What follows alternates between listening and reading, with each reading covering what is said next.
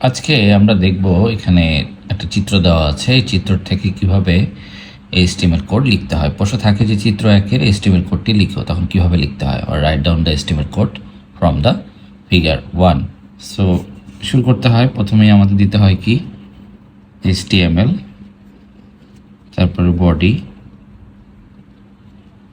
এরপর এখানে যেতে হবে আমাদের ছবিতে দেখতে পাচ্ছি এখানে কপি প্রথমেই দেওয়া আছে। কপিটার সামনে একটা বক্স দেওয়া আছে, এই বক্সটি হচ্ছে স্কোয়ার বক্স।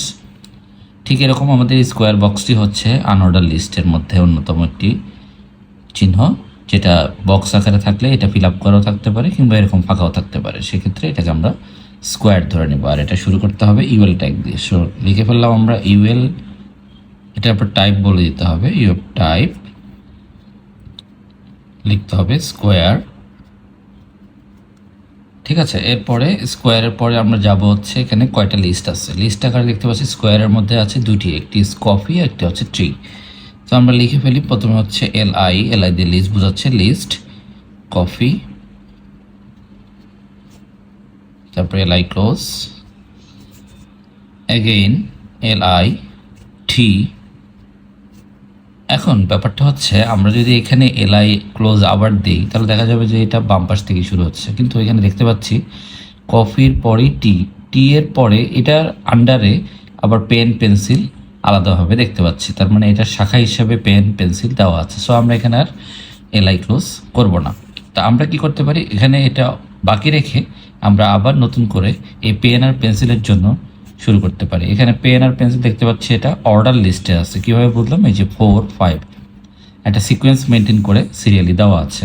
সো এখানে লিখে ফেলবো আমরা ওয়েল টাইপ হবে, এটা শুরুতে কি আছে, এটা যেহেতু রোমান সংখ্যা তার মানে শুরুতে আমাদের এখানে থাকবে হচ্ছে আই, যেটাকে আমরা বলবো রোমান 1 দিয়ে শুরু হবে। টাইপটা আমরা বলে দিব রোমান 1, আর স্টার্ট হবে অ্যাট্রিবিউট হিসেবে ব্যবহৃত হচ্ছে। এখানে স্টার্ট হবে কত দিয়ে শুরু হচ্ছে, 4 নাম্বার দিয়ে শুরু হচ্ছে। সো এখানে নিউমেরিক ভ্যালু 4 দিয়ে দিব। ঠিক এইভাবে পেনের কাজটা শুরু হয়ে যাবে। পরে আমরা আবার একইভাবে এলআই দিয়ে পেনের কাজটা সেরে ফেলবো। এলআই দিয়ে ওপেন করে এলআই শেষ, আবার এলআই দিব আমরা, এখানে দিয়ে পেন্সিল দিব এবং এলআই শেষ করব। এখানে কেন শেষ করব, কারণ এই এলআইয়ের দেখতে পাচ্ছি পেন্সিলের পর আর ওদিকে ডান দিকে আর কোনোটা শিফট করা নাই, দেখা যাচ্ছে সেটা বাম দিকে ফিরে আসছে, তাই আমরা এখানে এলআইটা আর বাকি রাখবো না, আমরা এখানে এলআই ক্লোজ করে ফেলবো।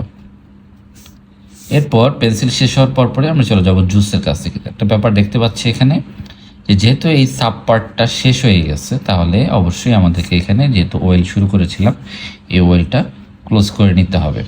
ক্লোজ করে নিলেই সেটা পেন্সিলটা বাম দিকে ফিরে আসবে। বাম দিকে দেখতে পাচ্ছি একই শেপ যেটা কফি আর টিতে ছিল, ওই একই শেপ মেনটেন করার জন্য আমরা এখানে দেখো এখানে টি দিয়ে শুরু করেছিলাম, এই টিটা শেষ হয়নি, টি এর পরেই আছে জুস, তাই আমরা এখন জুসের ওই লিস্টটাকে দেখাবো। সো আমাদের আবার যদি আমরা এলআই দিয়ে জুসটা লিখি তাহলে এলআইয়ের কাজটা শেষ হবে। আর যখন জুসের কাজটাও শেষ হয়ে গেল তার মানে এখানে স্কোয়ার বক্সটার কাজও শেষ হয়ে গেল।